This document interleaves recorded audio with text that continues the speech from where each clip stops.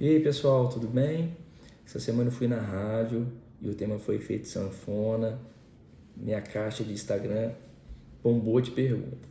Então assim, eu acho que teve algumas dúvidas, então eu resolvi aprofundar. Então esse vídeo é sobre efeito sanfona. Para isso a gente tem que determinar como que é uma perda de peso adequada. Então, primeira coisa, para você entender, quando a gente fala de perda de peso, a gente está trabalhando com duas estruturas. A primeira que é gordura e a segunda que é massa muscular. O que é gordura? Gordura é a sua reserva de energia. O que é massa muscular? É um órgão que te dá força, estabilidade, é uma reserva energética secundária, mas pelo maior volume é o órgão do corpo que mais gasta energia. 40% do seu metabolismo vem da massa muscular. Então, brincando, eu gosto de falar que gordura é só a conta poupança e massa muscular é o cartão de crédito. Ah, eu quero perder gordura e ganhar massa muscular ao mesmo tempo. É como se eu te pedisse, vamos reduzir seu salário e vamos gastar mais dinheiro? A conta não fecha. Então a gente tem que trabalhar no que a gente chama de periodização. Vai perder gordura? Pode perder um pouco de massa. Vai ganhar músculo? Ganha um pouco de gordura. No final, a gente consegue ganhar músculo e perder gordura. Então, quando você for pensar em emagrecimento, o que você tem que ter? A gente chama de emagrecimento de alta qualidade. Perder a maior quantidade possível de gordura com manutenção de massa muscular. Por quê? Porque se você perde músculo, como o músculo é o órgão do corpo pelo volume que mais gasta energia, você tem uma redução do metabolismo. Já está entendendo onde é que eu vou chegar, né? Então, quando você perde peso, você tem uma redução do seu metabolismo.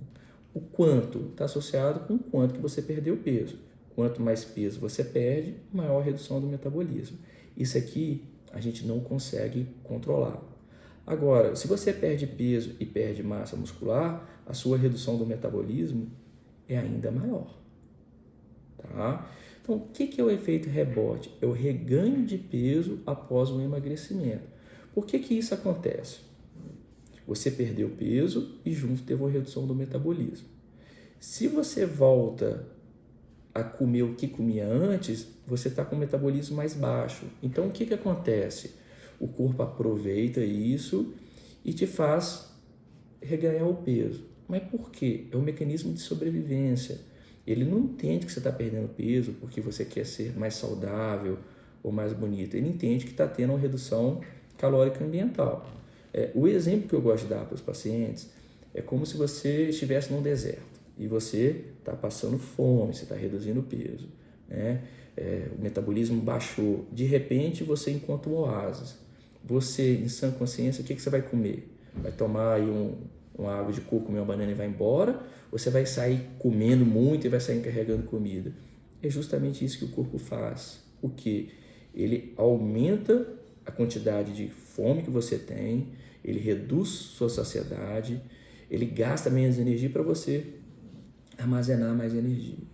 Então, Rafael, o que a gente tem que pensar? Desenhar novamente um gráfico para vocês. Quando você perde peso, você tem uma redução do metabolismo, tá? Tem um processo que chama manutenção do peso perdido, tá? Quanto tempo dura, tá? Você vai manter seu peso em torno de 1 a 1 mês e meio o peso perdido.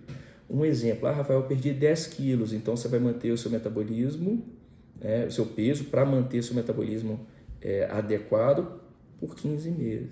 Se você volta a comer mais do que deve, reganha peso. Por isso que muitas vezes também o paciente fala, Rafael, eu uso a medicação e eu tenho um efeito rebote com a medicação.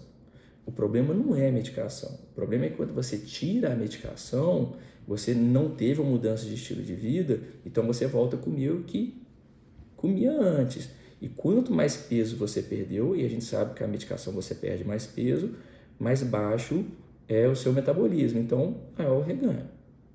Só para finalizar, quando a gente fala em efeito rebote, muitas vezes o paciente fala, nossa, eu ganhei mais peso que perdi, né?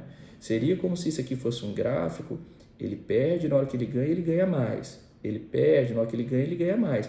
Ele vai sempre retendo mais peso. Mas por que isso? Né? Vamos colocar que o paciente perdeu 10 quilos e ele não prestou atenção na massa muscular. e ele perdeu 2 quilos de massa muscular. Então ele teve uma redução de 70 calorias do metabolismo. Tá? Aí ele perdeu o peso dele e depois ele voltou ao estilo de vida negativo. Ele voltou a comer o que ele comia antes. Se ele voltou a comer o que ele comia antes e ele tem um metabolismo mais baixo, em torno de 70 calorias, vamos colocar que a conta fechou positivamente um acúmulo de energia, então ele vai reganhar mais peso.